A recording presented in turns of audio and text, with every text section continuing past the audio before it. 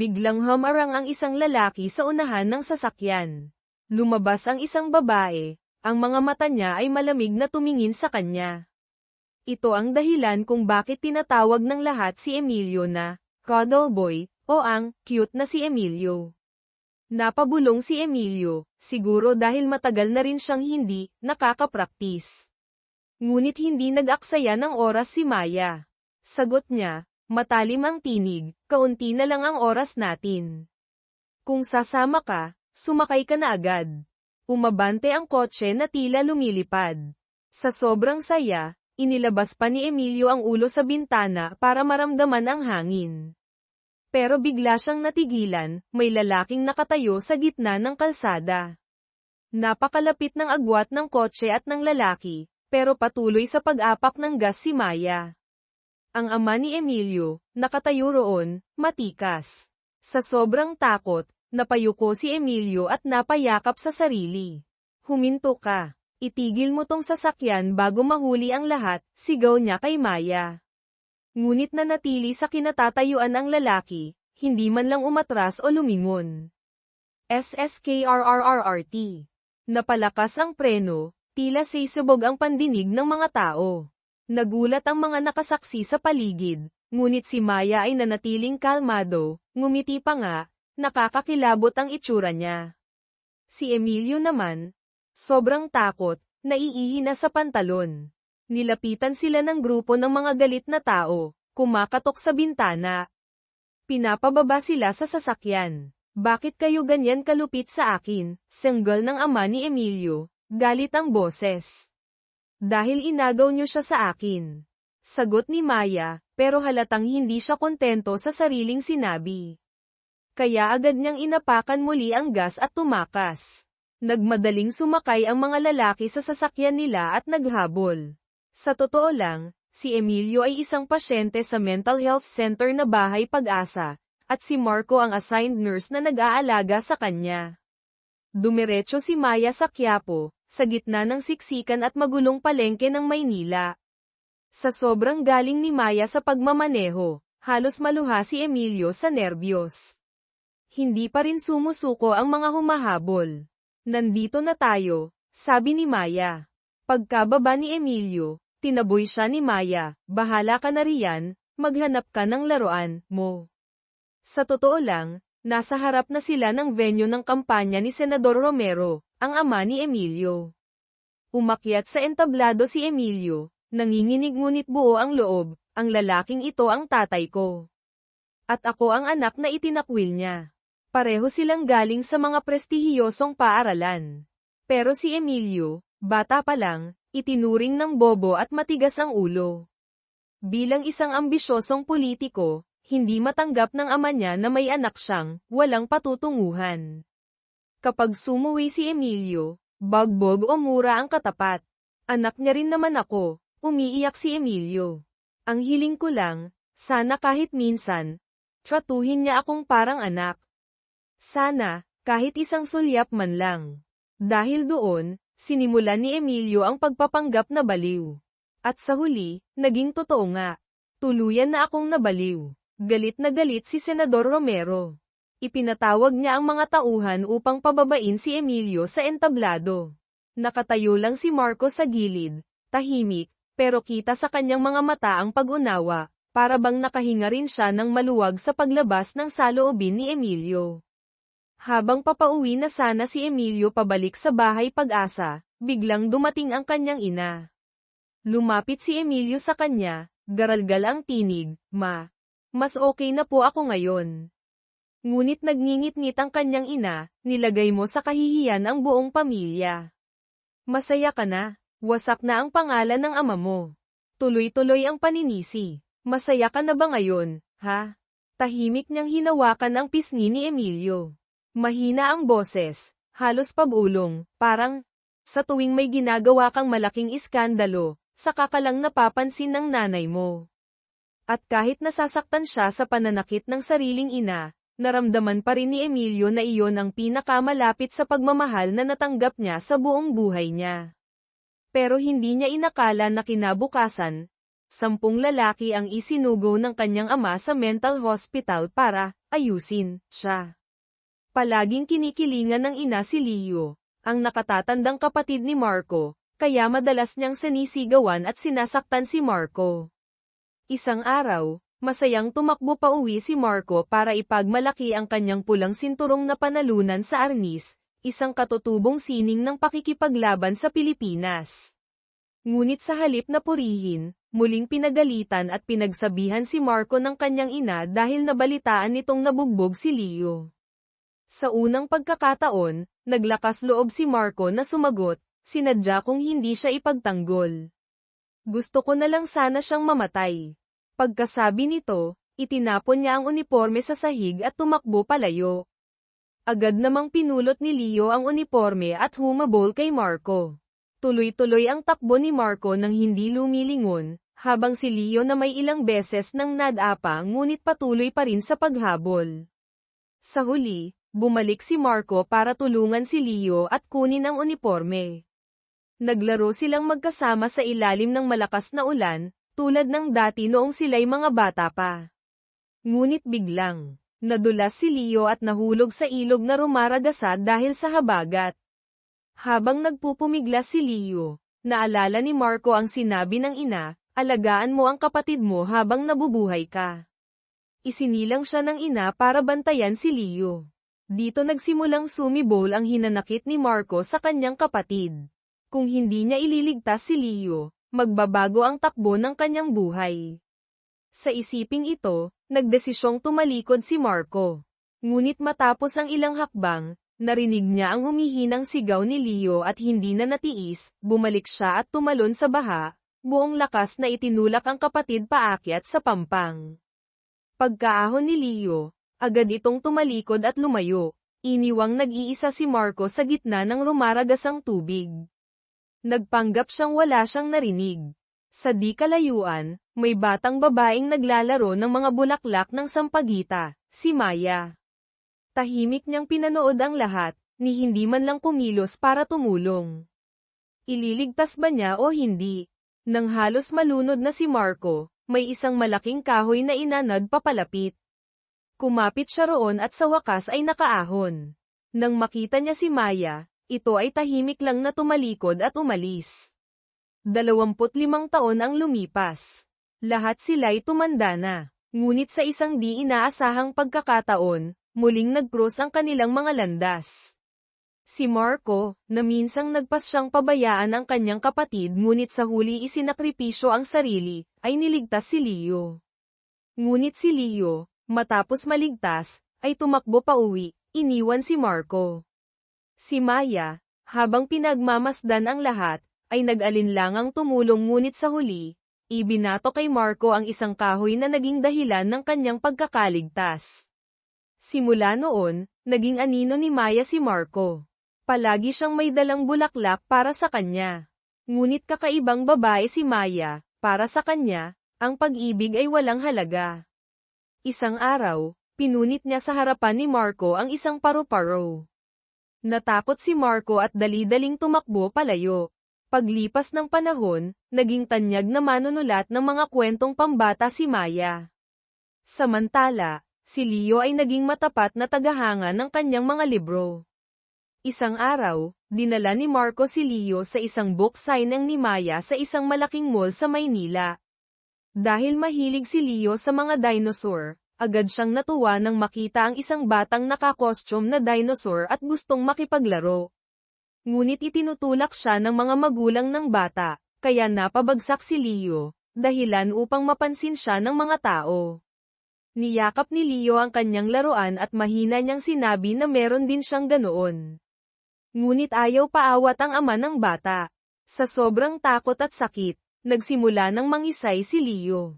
Kakabalik pa lang ni Marco matapos tumanggap ng tawag, kaya't agad siyang tumakbo papasok. Hinubad ang kanyang jacket, tinakpan si Leo at mahinahong pinakalma ito. Sa puntong iyon, dumating si Maya. Agad niyang sinabi sa ama ng bata na humingi ng tawad kay Leo. Nang sinubukan nitong magpaliwanag, hinatak ni Maya ang buhok niya pabalik ng may puwersa. Napanganga ang mga tao sa paligid.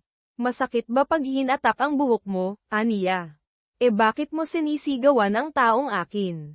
Agad na tumakbo ang ina ng bata at nagsalita, kanina, yung baliw na yun bigla na lang lumapit, kaya hinayla ng asawa ko ang buhok niya.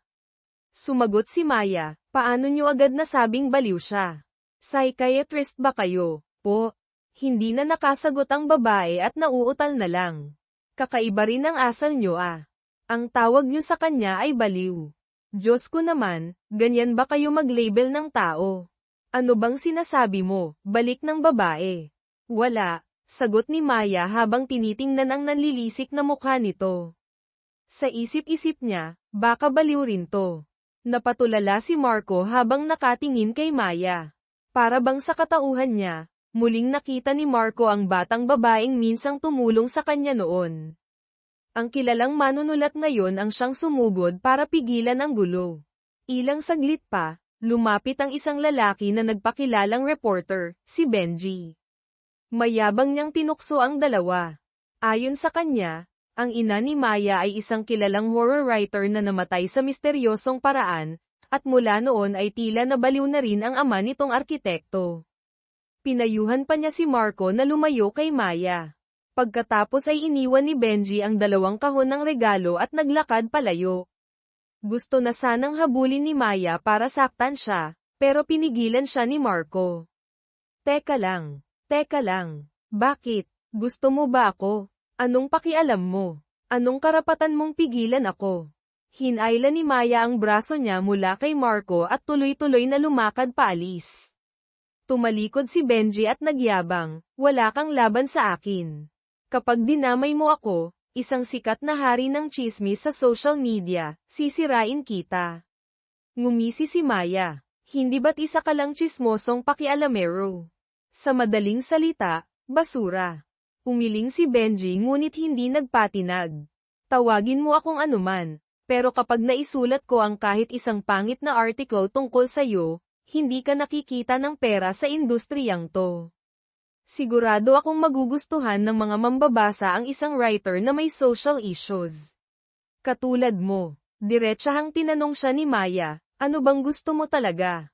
Kung mapapasaya mo ako, baka maging mas madali ang lahat, sagot ng lalaki na may kahalong bastos ng ngiti.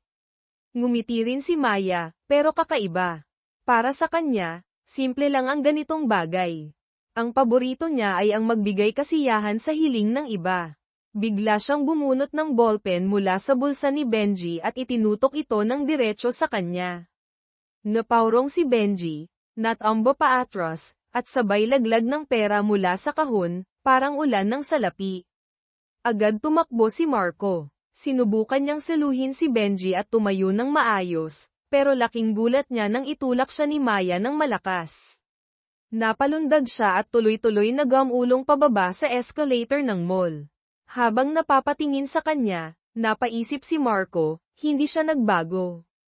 Dumating agad ang ambulansya. Si Benji, habang nasa stretcher, ay nagsisigaw na dapat daw ay pagbayaran ni Maya ang ginawa niya. Ngunit agad siyang pinatahimik ng isang nurse sa pamamagitan ng oxygen tube na isinuksok sa bibig niya. Habang palayo ang ambulansya, galit na galit si Maya at sumisigaw, ang taong yan dapat matagal nang wala sa mundo. Hindi ko talaga maintindihan kung paano siya nabubuhay pa hanggang ngayon. Agad siyang pinigilan ni Marco. Pumikit ka na lang, bulong niya. Nagulat si Maya. Hindi niya alam kung ano ang balak gawin ni Marco, pero pinaikit niya ang mga mata niya, tulad ng sinabi nito. Ilapat mo ang mga braso mo sa balikat mo, utos ni Marco. Makakatulong yan sa pagbawas ng galit at stress. Ano yan? Anong teknik yan? Tanong ni Maya. Sagot ni Marco, ito ang tinatawag na butterfly hug. Ginagamit ko to sa mga pasyente para maibsan ang emosyonal na overload nila. Pero ang sagot ni Maya, ayoko yakapin ang sarili ko. Diretso mo na lang akong gamutin. Hindi na siya pinansin ni Marco at tumalikod. Hinabol siya ni Maya. Gusto ko ikaw ang maging safety lock ko. Sa tuwing mababaliw na naman ako, pigilan mo ako. Ngunit umiling si Marco. Tumanggi siya. Ano ba, gusto mong bayaran kita? Sabihin mo lang kung magkano. Ibibigay ko. Tumugon si Marco, alam mo ba, bawat pasyenteng umaalis sa amin, palagi naming sinasabi ang parehong linya, sana hindi na tayo muling magkita. At sana, totoo yun. Tumalikod siya at naglakad palayo. Pero matibay ang loob ni Maya. Hindi siya papayag na hindi makuha ang gusto niya. Kinabukasan, dumiretso siya sa Bahay Pag-asa Mental Health Center kung saan nagtatrabaho si Marco. Walang paabi, pinasok niya ang opisina nito. Hindi na siya nakatiis, gusto niyang hawakan ang abs ni Marco. Simula pa noong una, wala pa siyang nakilalang babaeng ganito ka-old. Pumasok si Maya sa locker room ng mga lalaki, at nang makita ang matipunong katawan ni Marco, iniangat niya ang kamay para hawakan ito. Agad siyang itinulak ni Marco. Umalis ka dito. Pero sagot ni Maya, hindi pa ako tapos tumingin. Nang hindi niya tinigilan si Marco, bigla siya nitong hinayla palabas. Pagkalabas nila ng pinto, sakto namang paparating ang kasamahan ni Marco sa trabaho. Sa halip na mahiya, mas lalo pang lumapit si Maya kay Marco, hinawakan siya sa dibdib at buong tapang na sinabing, akin to. Agad siyang hinayla pabalik ni Marco sa loob ng opisina, sabay sara ng pinto. Pagkatapos ng trabaho, nanatili pa rin si Maya sa parking lot at hinihintay si Marco.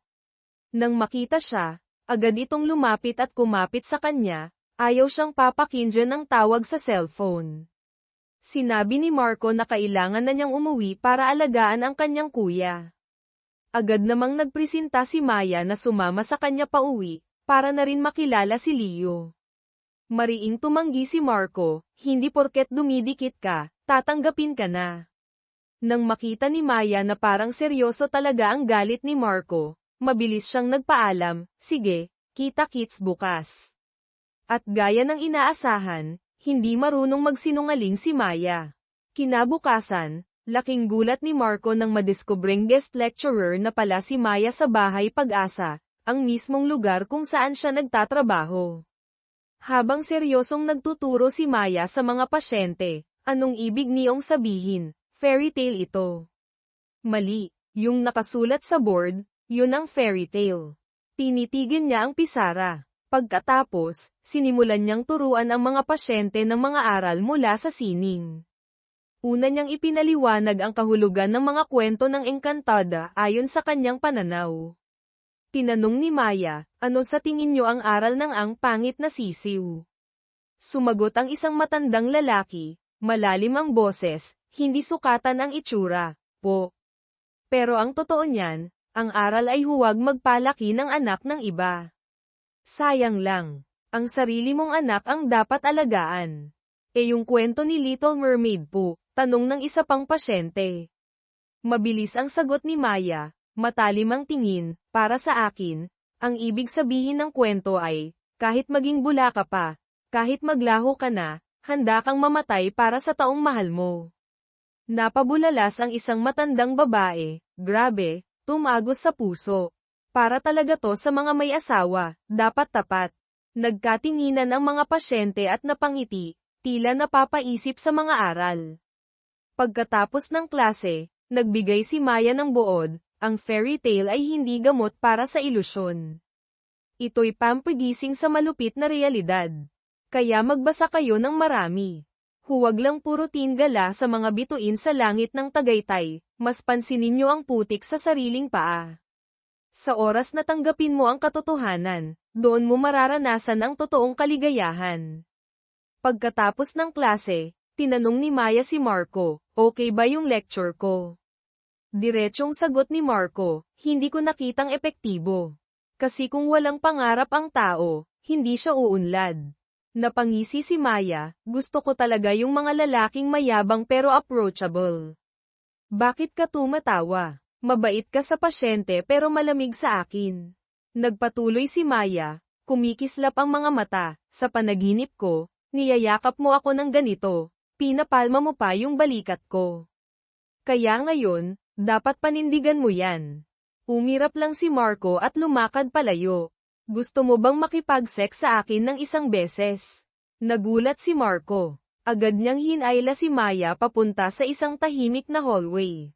Sinandal siya sa pader, at mariing nagsalita, ano ba talaga ang gusto mong mangyari? May limitasyon ang biro, wala akong oras makipaglaro sa'yo. Napangisi si Maya, ha? So ang problema lang pala ay hindi ka available, hindi yung ayaw mong makipag-sex. Kaya may pag-asa pa. Kapag pinipigilan mo ang sarili mo, mas lalo kang magkakasakit. Kung gusto mong sumaya, dapat diretsahan. Gusto mong sumaya ngayon. Mariing sagot ni Marco, ano bang alam mo tungkol sa akin, ha? Peke ka. Tumango si Maya, tao lang naman lahat. Wala namang gustong makilala talaga ang isa't isa. Lahat tayo nagtatago sa maskara. Walang perpekto sa mundong to. Parang tinamaan si Marco. Kung matututunan niyang tanggapin ito, maaaring ito na ang pagbabagong kailangan niya. Umalis si Maya, tila ba panalo siya sa usapan. Ngunit ang mundo ay hindi naaayon sa gusto niya. Bigla siyang nakasalubong si Mang Cesar, ang ama niyang matagal nang nawala. Nakilala siya agad ng matanda, pero ngayon, hindi na niya kayang banggitin ang pangalan ng sariling anak. Paulit-ulit lang siyang babulong ng mga walang kahulugan. Hinabol siya ng nurse na si Nena. Hiniling nitong manatili si Maya kasama ang kanyang ama. Sabi ni Nena, ito raw ang kondisyon ng direktor ng institusyon kapalit ng pagtanggap kay Maya bilang lecturer. Agad na tumanggi si Maya, hindi ako nakipagkasundo sa kahit sino. At agad siyang umalis. Samantala, dinala naman ni Marco ang kanyang kapatid na si Leo upang ipakilala sa direktor ng Bahay Pag-asa, si G. Bautista. Nakiusap siya kung pwedeng matulungan si Leo. At gaya ng isang tunay na pinuno, mabilis na nakuha ni Bautista ang loob ni Leo. Isang salita lang, dinosaur, at naging magkaibigan na sila. Hindi lang iyon, nadiskubre pa ng direktor ang talento ni Leo sa pagpipinta. Itinuro niya ang tanawin sa labas ng bintana. Leo, gusto mo bang ilipat ang tanawing yan dito sa pader na to? Agad tumango si Leo, pero tinanong rin niya, magkano po ang ibabayad ninyo sa akin? Napanganga si Marco. Ang kapatid niyang medyo mabagal, marunong na palang humingi ng bayad. Ngumiti si G. Bautista, kapag natapos mo, saka tayo mag-usap. At masayang tinanggap ni Leo ang hamon. Pagkauwi nila sa bahay, agad na kinuha ni Marco ang kanyang alkansyang kawayan. May naipon na siyang ilang daang libong piso sa loob nito. Ipinakita niya sa kanyang kapatid ang isang flyer ng kotse. Kaagad siyang tinanong ni Marco kung ano ang balak niya. Sabi ni Leo, kapag nabili natin ang sasakyang to, hindi na natin kailangang lumipat ng bahay taon-taon tuwing dumadating ang mga paru-paro. Pwede na tayong tumakas agad-agad, walang balot-balot ng gamit, walang upa. Hindi na rin papagalitan si Bunso ng landlady sa Tondo. Pwede tayong pumunta kahit saan natin gusto. Isang camper van ang nasa flyer. Sa ngayon, kulang pa sila ng isang malaking halaga. Pero si Marco, hindi kailanman nangarap ng bahay, ng sasakyan, o ng pera. Ang mahalaga sa kanya ay ang kanyang kapatid. Si Leo ang lahat sa kanya. May sinabi ang matatanda, bulong ni Maya kay Marco sa isang tahimik na sulok, may laman ang boses. Kapag mahal mo, sabihin mo. Para lang yan sa gutom, hanapan mo ng pagkain. Mahal kita, Marco, mahal kita. Sinabi kong mahal kita, mahal na mahal kita. Tatakas ka ba? Sinabi ko ng mahal kita, bakit ka pa tumatakas? Bakit ko ba mahal ang lalaking to? Mahal kita. Sinabi ko ng mahal kita. Pero tila hindi umeepekto ang ganitong estilo kay Marco na may pusong bato. Galit na galit si Maya habang nagmamaneho pa uwi. Habang nasa daan, iniisip pa rin niya kung bakit hindi niya maangkin si Marco. Pagkarating sa lumang bahay sa Intramuros, nakita niya si Editor Isabel na nakatulog sa labas ng gate. Lumalala na pala ang issue ukol sa book signing ni Maya. Nangako ang bookstore na lalabas na ang bagong serye ng kanyang libro, ngunit hanggang ngayon wala pa rin. Kailangan ni Isabel ang bagong manuscript. Ramdam niyang malamig ang bahay ni Maya, doon kasi namatay ang ina nito. At ngayon, nabaliw pa ang ama niyang si Mang Cesar. Sabi ni Maya, Ilang araw lang siyang magpapahinga, pero eto si Isabel, handa nang kumalampag. Gusto mo bang dito ka na rin matulog ngayong gabi? Tanong ni Maya. Nanginig agad sa takot si Isabel. Hindi na mahalaga ang manuscript. Pinayuhan niya si Maya na magpahinga, saka biglang naglahong parang bula. Gabing iyon, habang nagsusuklay sa harap ng salamin, biglang naalala ni Maya ang ina. Mahal kita, anak ko. Mahal kita dahil hindi ka katulad ng iba. Bumalik sa kanyang isipan ang nakakatakot na alaala. Noong bata pa siya, hawak ang susi sa harap ng isang madilim na basement. Mahalagang tagpo ito, dahil makakaapekto sa direksyon ng kwento at sa mga desisyon ng karakter sa oras ng tensyon. Hindi siya nagkakamali, doon sa basement namatay ang ina niya. Simula nang mawala ito, gabi-gabi na siyang binabangungot. Para sa dagdag na misteryo, ang tunay na dahilan ng pagkamatay ng ina ni Maya ay ilalantad lamang sa dulo ng kwento. Kinabukasan ng umaga, dala ang cellphone, paikot-ikot si Leo sa loob ng bahay Pag-asa, kinukuhanan ng litrato ang mga gumamela at bougainvillea. Plano niyang iguhit ang mga ito sa pader. Habang iniisip kung paano niya ito ipipinta, dumating si Maya. Pagkasilay niya kay Maya, napakunot noo ito at nagtanong, nasaan na yung sinasabi mong luho, ha? Tinutukoy ang pagtanggi ni Marco sa kanya. Nang mapatingala si Leo, laking gulat niyang si Maya pala ang paborito niyang manunulat. Nahihiya siyang ngumiti, sobrang saya niya. Lumapit si Nurse Nena para bumati.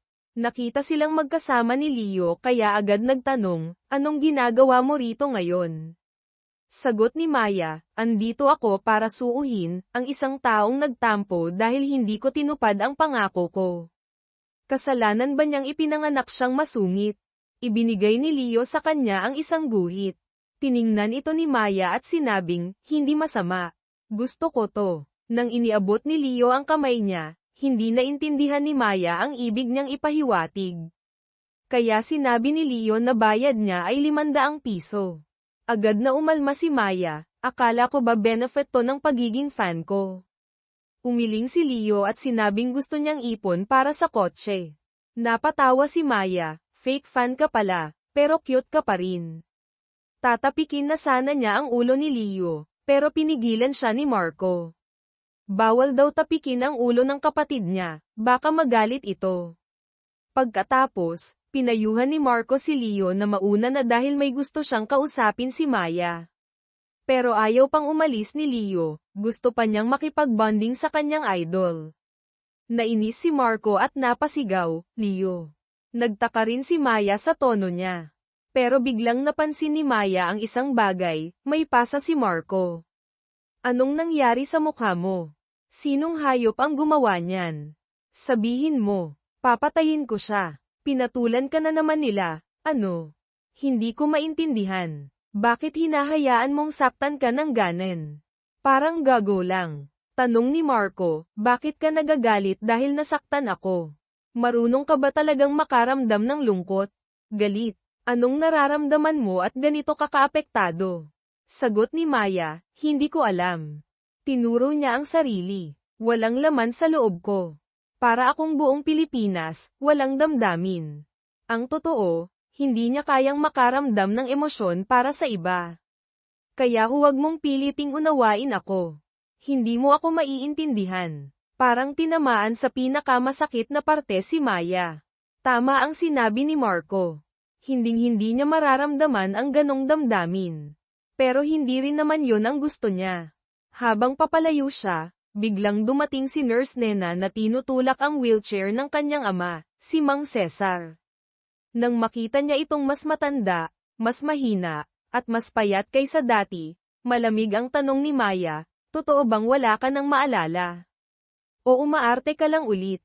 Nagmakaawa si Nena na huwag niyang pag-alabin ang emosyon ng pasyente. Pero yumuko si Maya palapit kay Mang Cesar, ngumiti ng mapang-uyam, talagang nakalimutan mo na.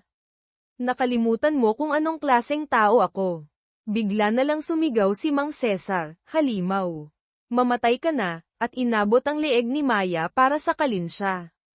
Hindi siya lumaban. Ang sakit na yon ay galing pa sa pagkabata, Mula nang ang kanyang ina ay hinubog siya ayon sa sariling kagustuhan, habang ang kanyang ama na may kinamuhian ang resulta ng paghubog na yun, si Maya.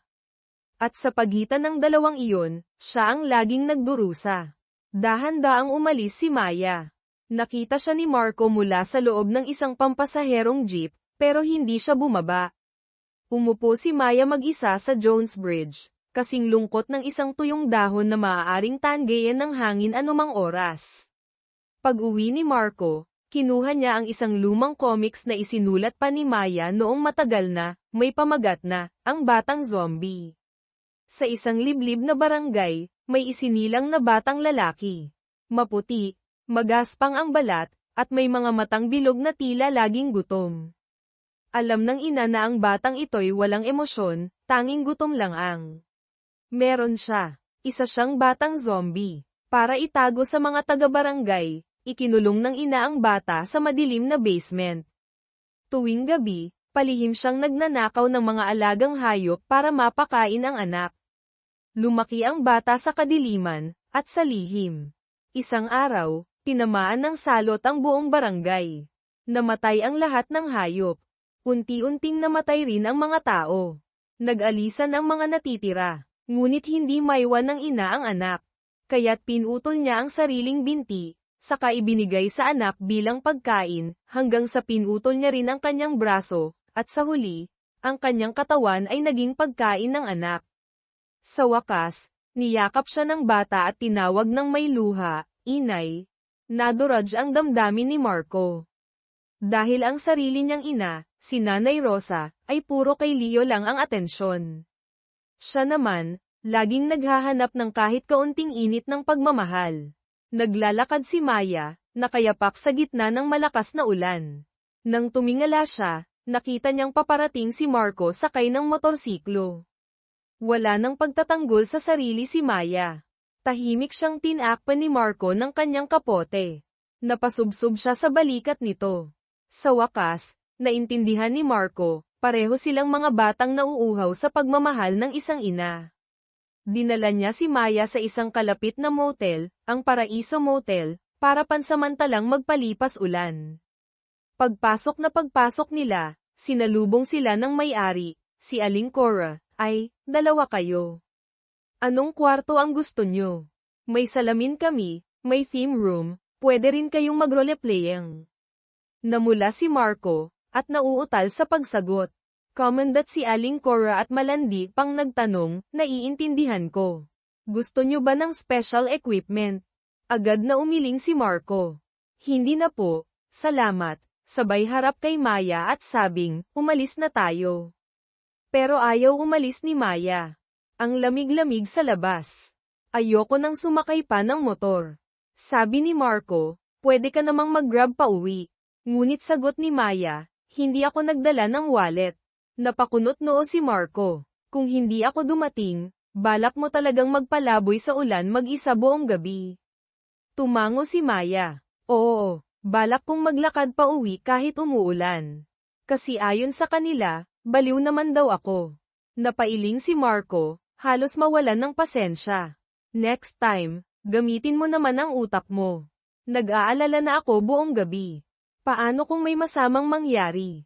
Ngunit sa halip na mahiya, napangiti si Maya at nilapitan siya, bakit mo ako gusto?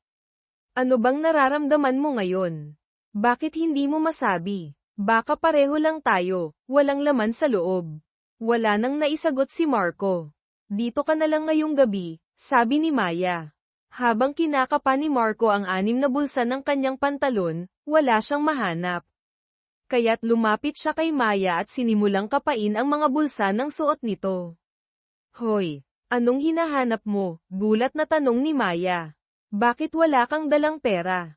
Narinig lang ang sinabi. Agad na intindihan ni Aling Cora, ang receptionist, ang nangyayari at mabilis na isinara ang maliit na bintana ng front desk. Hindi na nakipagtalo si Maya. Pinagpaglang niya ang kanyang mga kamay at nagsabing, umuwi na lang tayo gamit ang motor. Kahit basang-basa parang dagang galing sa kanal, masaya at presko naman, di ba? Talagang may kakaibang loika ang babaeng ito. Dinala ni Marco si Maya sa inuupahang kwarto niya at binigyan siya ng tuwalya. Habang nagpupunas ng katawan, agad siyang sumugod sa kabinet at inutusan si Marco na humanap ng damit niya dahil ayaw niyang isuot ang dino clothes ni Leo. Lumingga-lingga si Marco sa masikip na kwarto, saka tumingin kay Maya. Ganito kaliit na kwarto, parang kulungan ng baboy, tapos nakakaya niyong tumira dito araw-araw. Nakakabilib. Parang nakakulong kayong magkapatid, ano? Alam ni Marco na ganyan talaga si Maya kaya hindi na lang siya sumagot. Tahimik niyang inabot ang malinis na damit at tinanong, nakikita mo ba ang ekspresyon ko ngayon? Ano? Ano hitsura ko ngayon? Pogi, sagot ni Maya na parang wala lang. Hindi yan yung ekspresyon na ayaw ko. Ang ekspresyon ng mukha ay nagpapakita ng damdamin. Kahit wala kang pakialam, kailangan mong matutong magbasa niyan balang araw. Hindi ko gusto. Bakit ko kailangang matuto ng boring na bagay na yan? Kahit ayaw mo, kailangan mo pa rin. Hindi ka naman autistic, medyo mahiyain ka lang. At hindi ka rin naman zombie na bata. Yung batang yun, gusto ng init ng pagmamahal, hindi lang pagkain. Iyon ang nais iparating ng kwento niya, wala nang iba. Hindi totoo yan. Maya angal, parang batang ayaw magpatalo. Pero malinaw na nakasulat ang mga damdaming yun sa mga pahina ng comics na siya mismo ang sumulat. Ano man ang ay dailan niya, walang saysay. Kaya wala nang maibalik si Maya kundi sabihing gutom siya, at inutusan si Marco na maghanda ng pagkain. Pagkatapos ay nag-walk out palabas ng kwarto. Alam ni Marco, ganyan si Maya kapag alam niyang natalo sa argumento. Ibig sabihin, tama lahat ng sinabi niya. Napahawak si Maya sa pisngi niya.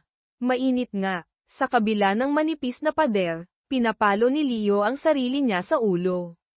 Dahil kaninang umaga, nagalit sa kanya ang kapatid niya. Natutunan na kasi niyang basahin ang ekspresyon, kaya alam niya na dapat napansin niya ang galit ni Marco. Agad siyang niyakap ni Marco at humingi ng tawad, pasensya na, hindi ko dapat sinigawan ka kanina. Ipinaliwanag din niyang kaya magaang mukha niya ay dahil sa sampal na tinanggap niya. Hindi naman pangit mukha mo, ha? Inosenteng sagot ni Leo. Biglang kiniliti ni Marco ang kuya niya. Hindi raw maganda ang pagsisinungaling. Alam ni Marco na iyon lang ang paraan para mapatawad siya ng kapatid. Kunting kiliti lang, okay na. Ilang sandali pa, dumating ang ina ni Nena, ang nurse na katrabaho nila, dala ang tray ng mainit na tanghalian para kay Marco. Lumalabas na ang inuupahang kwarto ni Marco ay nasa popahan ng pamilya ni Nena. Sinabi ni Marco na aakyat siya para doon kumain. Tinanong agad ni Maya, may tinatago ka bang snail fairy dito, ha? Mabilis niyang sinabi, lutong bahay yan ni Aling Cora, yung landlady. Pagkarinig nito, sumaya si Maya at sinimulang kumain. Masarap nga ang adobo at sinigang. Gusto niyang kumain ng itlog na maalat pero hindi niya makuha gamit ang kutsara. Kaya si Marco na lang ang naglagay nito sa kanyang plato. Tapos, ginamit ni Maya ang kutsara para kumatok sa pinggan ng pansit at lumpia. Parang utos na. Oh, dagdag pa. Napailing na lang si Marco. Pagkatapos kumain, habang naghuhugas si Marco ng pinggan, nakahiga na si Maya sa kama, nakatagilid at parang hinihintay siya. At syempre, hindi nakalimutang mangasar, ang hot ng pwesto mo habang naghuhugas. Hindi na kinaya ni Marco, hinayla siya pabangon. Pwede bang dito muna ako matulog ngayong gabi? Umuwi ka na. Sabi kong lumabas ka. Marco, best friend. Tara, merienda tayo. Bigla na lang sumulpot si Jose, ang matalik na kaibigan ni Marco. Mabilis siyang lumabas para habulin ito palayo. Pero pagbalik niya, nakalock na ang pinto. Sigaw ni Maya mula sa loob, pag hindi mo ako pinatulog dito, hindi kita pagbubuksan. Wala na siyang nagawa. Pagkatapos, binuksan ni Maya ang bintana at ngumiti, parang Romeo at Juliet tayo, no? Sang-ayon naman si Marco. Magkaibang-magkaiba kasi ang pinagmulan nila. Sa tingin mo, tayo ba ay tadhana? Napabuntong hininga na lang si Marco, tinawagan si Jose at nagsinungaling, "Pare, pumutok yung tubo sa bahay, pakialagaan muna si Kuya Leo ngayong gabi." At natulog ng magkasama sa iisang kwarto. Isang lalaki, isang babae, anong maaaring mangyari? Gamulong si Maya at yamakap sa kanya. Agad siyang itinulak ni Marco. Pero maya-maya, ipinatong ni Maya ang paa sa kanya. Muli niya itong inalis, hanggang sa parehong siya at ang kumot ay inilayo niya. Kinabukasan, nakita ni Maya ang larawan ng mga ekspresyon na nakadikit sa pader. Pagkauwi ni Nena mula sa trabaho, nakita niya ang kahon ng gatas, kaya inihatid niya ito kay Marco. Laking gulat niya nang makita si Maya roon. Agad siyang nagtanong, "Bakit andito ka?" Walang pag-aalinlangang sagot ni Maya, "Dito ako natulog kagabi." At saka siya bumalik ng tanong, ikaw, bakit andito ka?" Mabilis ang sagot ni Nena, "Akin tong bahay na to. Ako ang landlady ni Marco." Nararamdaman agad ni Maya na may gusto rin si Nena kay Marco. Kaya't agad niyang sinabi, "Pairan mo na yang laway mo." Si Marco, "Akin na." Sumigaw si Nena, "Akala mo pag-aari mo na ang taong gusto mo. Hindi pag-ibig yan, obsesyon lang yan. Plastic ka. Dahil sa dalawa mong mukha, kunwari inosente at mahina, kaya kayo nagkaisa para iwan siya, alam mo ba yun? Baliw. Gusto mo mamatay?" Sigaw ni Maya. "Ikaw ang dapat mamatay. Mali yata ang gamot na nainom mo," balik ni Nena. "Leche." At nagsimula silang magtadyakan at magsabunutan, parang mga batang nag-aaway sa palengke. Tumakbo si Marco at tinanong si Maya kung anong nangyari. Kaagad niyang sinabi na si Nena ang unang nanuntok, kaya niya hinayla ang buhok nito. Pero sagot lang ni Marco, "Hindi yan ang mahalaga. Ang importante, parang sumigaw siya ng pangalan ko na para bang inaapi ko siya." Pinagalitan ni Marco si Maya sa pagiging immature at iniwan siya sa labas, saka iniabot ang pera para makauwi siya mag-isa. Galit na galit si Maya habang paalis. "Sige lang, murahin mo pa ako. Pagsisisihan mo to." Samantala, si Nena ay umiiyak sa kanyang ina. Tinanong siya nito, "Hindi ba't magkaibigan kayo noon? Normal lang yang biruan at away ng bata." Pero sagot ni Nena, "Iba ngayon." Gusto ni Maya agawin ang lalaki niya. At hindi lang yun, natulog pa sila sa iisang kwarto. Kalma ang sagot ng kanyang ina, "Hindi ibig sabihin na may nangyari."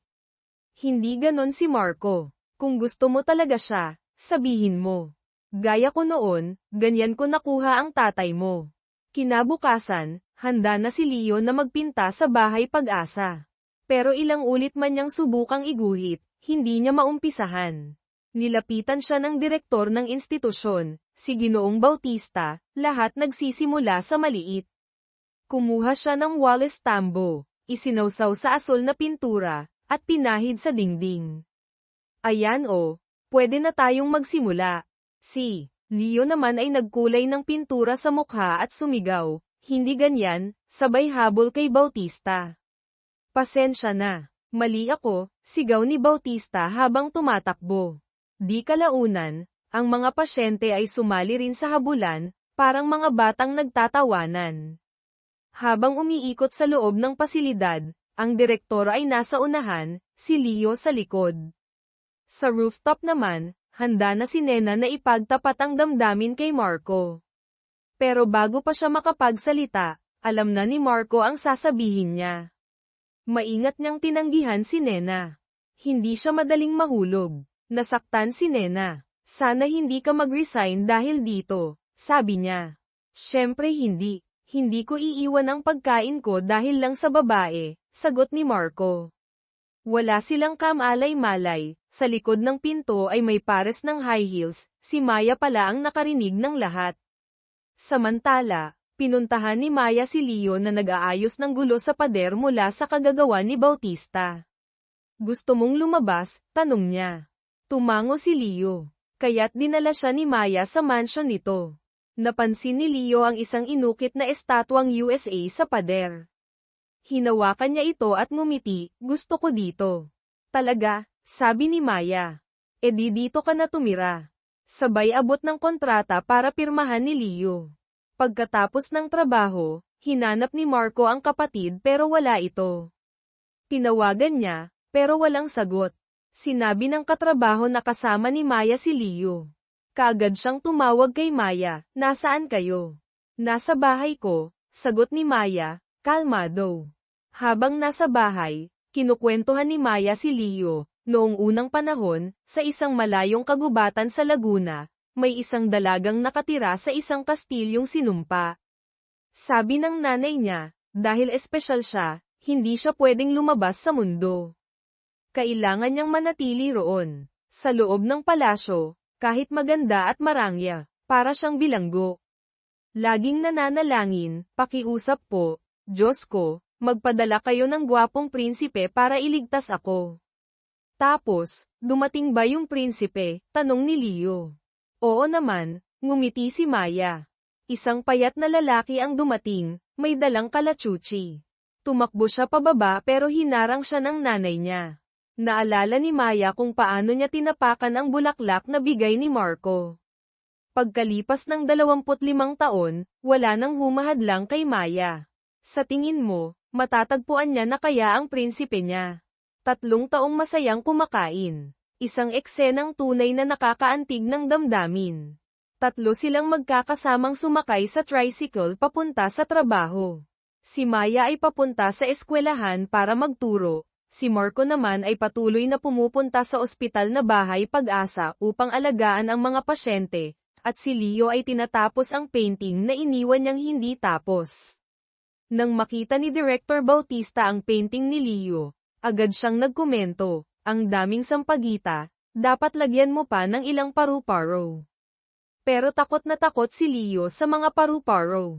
Kasi noon, may tato ng paru-paro sa dibdib ng taong pumatay sa kanyang ina. Paminsan-minsan, napapanaginipan pa rin niyang hinahabol siya ng mga paru-paro. Kaya sila ng kapatid niya ay palaipat-lipat ng tirahan. Kaya rin gusto ni Leo ng camper van, para hindi na sila kailangan laging lumipat. Para matulungan siyang malampasan ang takot, pinilit ni Director na dapat niyang iguhit ang paru-paro. Sa sobrang takot, tumakbo palayo si Leo. Samantala, sa klase ni Maya, napansin niya ang isang babaeng titig na titig sa kanya.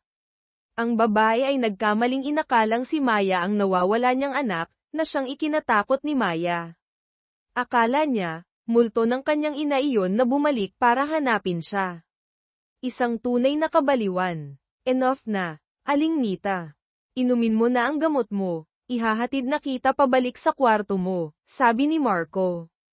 Tanghali na, dumating ang ina ni Nena at nagdala ng masarap na pagkain para kina Marco at Leo. Hindi inaasahan, nasaksihan ito ni Maya.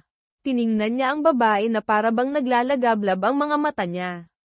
Si Aling Terry, na nakatayo sa likod, ay bumulong, "Kailangan mo ba ng tulong ko? Yung bruha na yun, aagawin ang lalaki mo. Nakalimutan mo na ba? Kapag hindi ka kumilos, maagawan ka. Hayaan mo, ako na ang bahala." Hindi na nakapagpigil si Maya. Hindi siya ang nanay niya, sigaw niya. Sumagot si Aling Nita, "Kung hindi ako, sino?" Kalma ang tinig ni Maya, matagal nang patay ang nanay niya. Nang mamatay siya, duguan ang ulo, bali-bali ang mga braso at binti, sobrang brutal ang pagkamatay niya. Kaya pakiusap, magising ka naman. Nang marinig ito, nawalan ng malay si Aling Nita. Gabi na, nang bumangon si Leo para umihi, nahuli ng kanyang paningin ang pinto ng basement. Bigla siyang hinayla ni Maya at tinanong, "Narinig mo na ba ang kwento tungkol kay Bluebeard?" Noong unang panahon, may isang count na may asul na balbas. Napakayaman niya at nakatira sa isang kastilyo sa Vigan. Pero dahil sa balbas niyang asul, kinatatakutan siya ng lahat. Isang araw, may isang mahirap na babae na gustong pakasalan si Bluebeard. Sa sobrang saya ng count, ibinigay niya ang lahat ng kanyang ari-arian at yaman sa babae. Pwede niyang galugarin ang buong kastilyo, maliban sa isang silid sa basement. Paulit-ulit siyang binalaan ni Bluebeard na huwag bubuksan ang silid na iyon. Pero dahil sa sobrang curiosity na parang kalabaw, palihim pa ring binuksan ng babae ang pinto.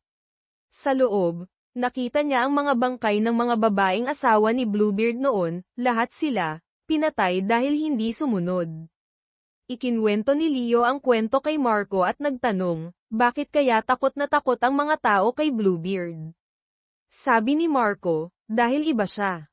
Dahil asul ang balbas niya.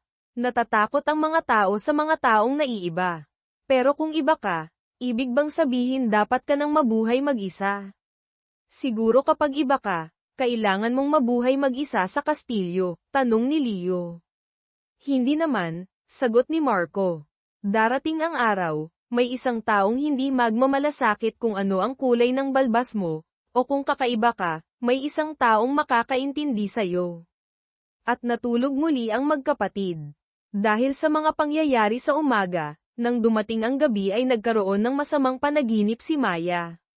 Sa kanyang panaginip, ang kanyang ina ay nagsusuklay ng buhok niya noong bata pa siya. Sinasabi ng kanyang ina na siya ang pinakamagandang obra niya. Pinaalalahanan siyang dapat siyang sumunod at maging mabait na bata, at tumango naman si Batang Maya. Pagmulat ng mata, nakita ni Maya ang kanyang ina na nakalutang sa harap niya. Napahagulgol siya. Anak, bulong ng kanyang ina. Kung hindi ka pa rin susunod, papatayin ko ang prinsipe na gustong iligtas ka. Narinig ni Marco ang iyak ni Maya kaya agad siyang pumunta. Takbo na. Alis na dito, sigaw ni Maya sa kanya. Okay lang, Maya. Panaginip lang yan, sabi ni Marco habang niyayakap siya. Pero patuloy ang sigaw ni Maya, umalis ka na bago pa mahuli ang lahat. Pagkatapos ng masamang panaginip, humagulgol si Maya sa bisig ni Marco. Lahat tayo may kahinaan nung bata pa tayo, bulong ni Marco. Nasaktan ka noon. Pero hindi natin kailangang gugulin ang buong buhay sa paghilom ng sugat na iyon. Kailangan natin matutong bumangon at mabuhay para sa sarili natin. Buong magdamag, nanatili si Marco sa tabi ni Maya para matulog siya ng mahimbing. Kinaumagahan, nagising si Maya at nagtanong, bakit ka nandito? May lagnat ka kagabi, pagsisinungaling ni Marco. Medyo naantig ang damdamin ni Maya, pero hindi siya nagsalita. Pinayuhan siya ni Marco na magpahinga muna habang siya ay kukuha ng gamot. Pagkatapos, sinamahan niya si Leo palabas ng bahay upang maghintay ng jeepney. Nag-uusap ang dalawa tungkol kay Maya. Sabi ni Leo, narinig ko kagabi si Maya na humihikbi, parang isang tuta. Natahimik si Marco. Sa totoo lang, laging totoo ang katawan natin. Kapag masakit, iiyak, pero ang puso, sinungaling yan. Kahit masakit, magpapanggap na okay lang. Kaya tahimik na lang itong umiiyak sa pagtulog. Pakiramdam ni Marco, tumama sa puso niya ang mga sinabi ng kapatid. Sinabi ni Leo na ikukwento niya ang isinulat ni Maya na pinamagatang, ang aso ng tagsibol. Noong unang panahon, may isang asong magaling magtago ng nararamdaman, at nakatali sa ilalim ng punong nara. Mahilig itong kumampay ng buntot kaya tinawag siya ng mga taga-baryo na aso ng tagsibol. Sa umaga, masaya siyang naglalaro kasama ng mga bata. Pero sa gabi, tahimik itong umiiyak. Gustong-gusto na niyang makawala sa pagkakatali at tumakbo sa palayan, pero wala siyang magawa kundi umiyak tuwing gabi. Isang araw, tila nagtanong ang puso niya, bakit hindi mo subukang makatakas? Bakit hindi ka tumakbo? At sumagot siya, siguro dahil masyado na akong matagal na nakatali, nakalimutan ko na kung paano putulin ang lubid. Kinuha ni Maya ang gunting, gustong palayain ang sarili, pero kahit anong pilit, hindi niya magawang gupitin ang tali. Dumating si Isabel sa bahay ni Maya. Pagbukas ng pinto, narinig agad niya ang kalabog at mga nabasag. Nabunggo ni Maya ang salamin. Agad siyang tinanong ni Isabel kung anong ginagawa niya. Sabi ni Maya, nakita na naman niya ang nanay niya.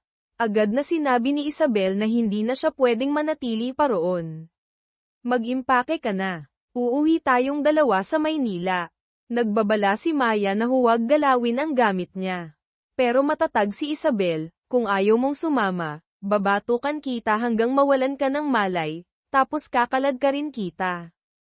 Ayaw ni Maya umalis. Kinuha niya ang lampshade na gawa sa kapis para ipangtanggol sa sarili, pero nahawakan agad ni Isabel ang braso niya. 15 taon nang kasama ni Isabel si Maya, kilalang-kilala na niya ang mga arte nito. Hinablot ni Isabel ang malita at hinayla si Maya palabas. Pagdating sa hagdan, sinipa siya ni Maya, sabay yakap sa wooden handrail na gawa sa kamagong, ayaw talagang bumitaw.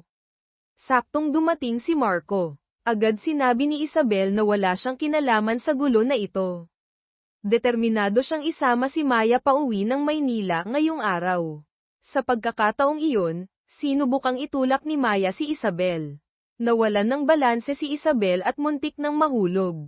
Sumugod si Marco para saluhin siya, nangyari ang eksena na parang sa pelikula. Buti na lang, nasalo pa rin niya si Isabel sa huli. Pilit pa ring isinasama ni Isabel si Maya, pero pinaalis na siya ni Marco. Binalaan niya si Maya na kapag mag-isa sa bahay, dapat laging nakalock ang pinto. Tanong ni Maya, takot ka bang may mambuli sakin? Ang totoo niyan, ako pa ang baka mambuli sa iba. Kahit na, seryoso si Marco. Mag-lock ka pa rin ng pinto. Binigyan niya siya ng gamot, pero ayaw itong inumin ni Maya. Kaya nagyaya si Marco na lumabas muna para magpahangin. Pagkarinig ni Maya na nagyaya ang isang gwapong lalaki, kuminang pa ang mga mata niya kaysa headlight ng sasakyan. Sumakay silang dalawa sa motor at bumiyahe.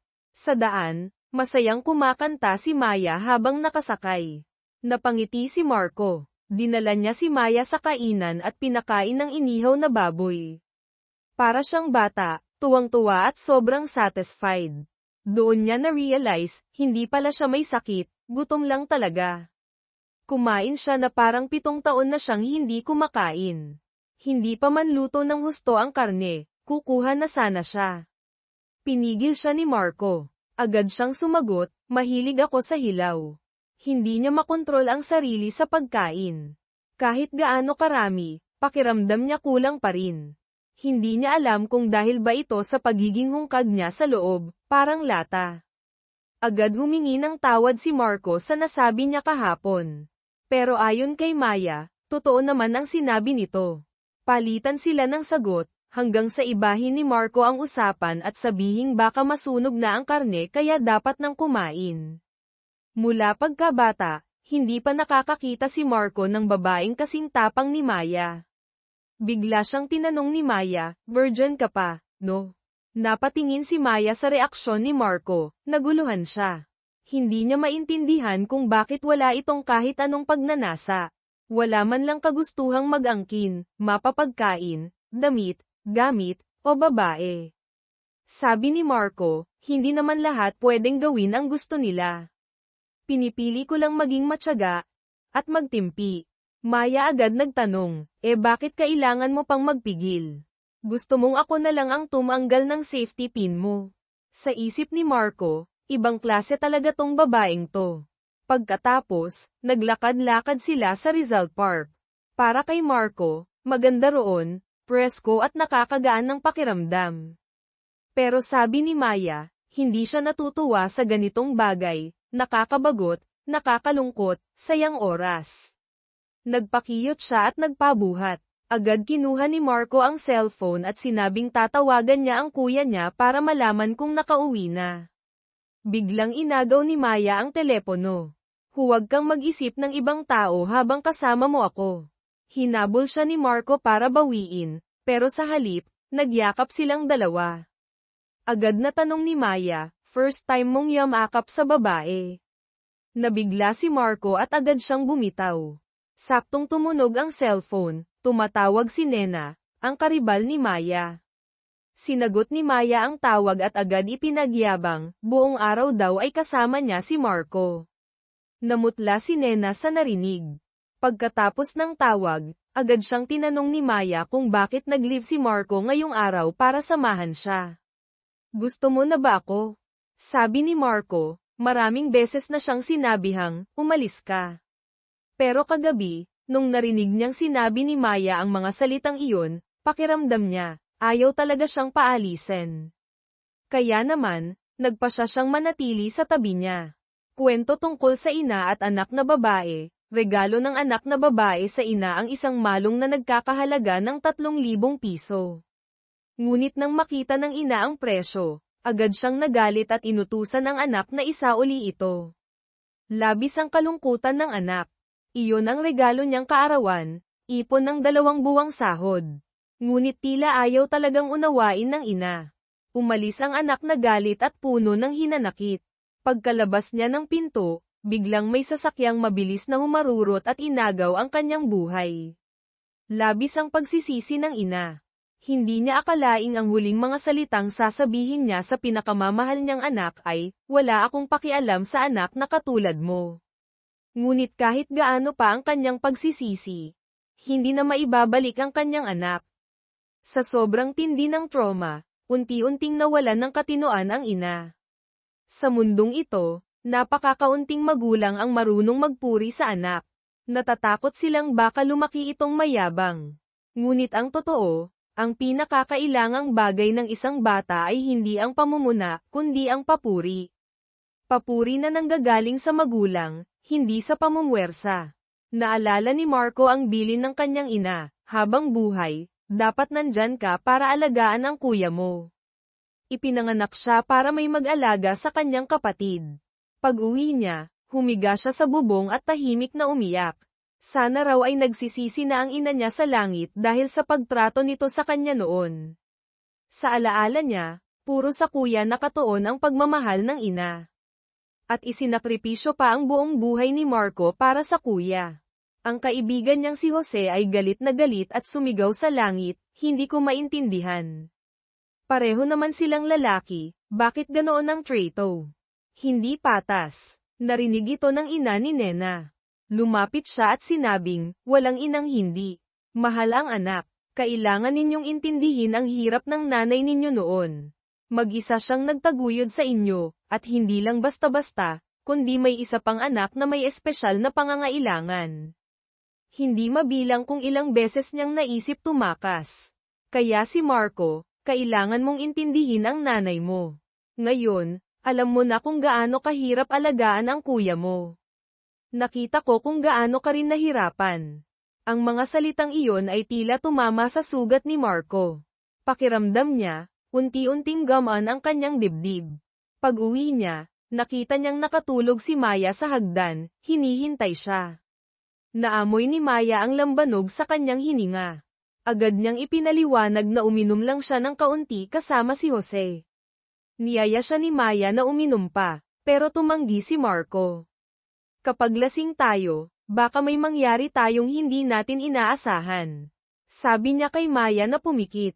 Sumunod si Maya, sabay labas ng dila, akala'y hahalikan siya. Pero nagulat siya nang ilabas ni Marco ang isang pangit na manika. Siya si Mang Te, ang manikang kumakain ng masamang panaginip. Kapag niyakap mo siya, makakatulog ka ng mahimbing. Dating kay kuya mo yan, ibinibigay mo lang sa akin ang lumang gamit. Pero ako mismo ang gumawa niyan. Original yan. O sige, pwede na rin, sagot ni Maya. Kwento ni Marco, madalas din siyang banggangutin. Ang hirap. Mahal ko ang kuya ko, pero wala akong magawa para sa kanya. Kaya ginawa ko ang manikang to para sa kanya. At sa totoo lang, natuwa si Maya kay Mang Tae. Pagkatapos nyun, bumalik si Marco sa kwarto at niyakap ang kanyang kuya. Niyaaya niya ito na kumain kinabukasan sa Mang Inasal, gaya ng dati nilang ginagawa noong bata pa sila. "Hindi ba paborito mo ang maanghang?" "Hindi naman sa gusto ko, pero gusto ko lang kumain araw-araw," sagot ni Leo. Hindi pala siya mahilig sa maanghang, pero sinusunod lang ang gusto ng ina. Madalas, kunwari hindi gutom ang ina nila para ibigay sa kanilang magkapatid ang kanyang chicken inasal. Kapag pauwi na at umuulan, pinapabalik si Marco at sinasalo siya sa gitna ng payong para hindi mabasa. Gabi-gabi, niyayakap siya ng ina at sinasabing, "Pasensya na, anak ko." Hindi pala siya hindi mahal ng kanyang ina. Nakalimutan lang niya ang maliliit na alaalang puno ng pagmamahal. Bigla na lang napaiyak si Marco. Miss na miss ko si mama. At sa gabing iyon, parang unti-unting gumagaling ang kanyang sugat sa puso. Hindi pala siya isang batang hindi nais ipanganak. At si Mang Tae, epektibo. Nakatulog si Maya ng mahimbing, sa wakas. Kinabukasan, nalaman ni Maya na sinuspinde ang klase niyang tungkol sa mga kwentong pambata. Galit na galit siyang naghanap kay Dean Bautista. Sa takot, tumakbo agad ang matanda. Ang bilis din pala tumakbo ng matandang to, bulong ni Maya. Nakita niya si Aling Nita, at nakita rin siya nito. Agad na lumapit si Marco, baka mag-away na naman ang dalawa. Ngunit laking gulat niya nang si Aling Nita na mismo ang nagsabi, pasensya na sa abala. Sinabi ni Maya na dahil sa insidenteng iyon, siya ay natanggal sa trabaho. Paano mo ko babayaran sa nangyaring to? Gulat na gulat si Aling Nita, sunod-sunod siyang umatras. Biglang nalaglag sa sahig ang kanyang malong. Yumuko si Maya, pinulot ito at sinabi, mahal pala to. Maganda rin naman. Pagkatapos, iniabot niya ito pabalik kay Aling Nita bilang kabayaran. Lubos ang pasasalamat ni Aling Nita. Ang malong na iyon ay regalo ng anak niyang babae bago ito pumanaw. Kaya hindi niya talaga kayang ipamigay iyon sa kahit sino. Tinitigan siya ni Maya. Susubukan sanang bawiin ni Marco ang malong, ngunit sinabi na lang ni Aling Nita na kunin na ni Maya iyon. Matagal na rin daw niya itong suot, kaya nagsasawa na rin siya. Agad isinampay ni Maya ang malong sa kanyang leeg.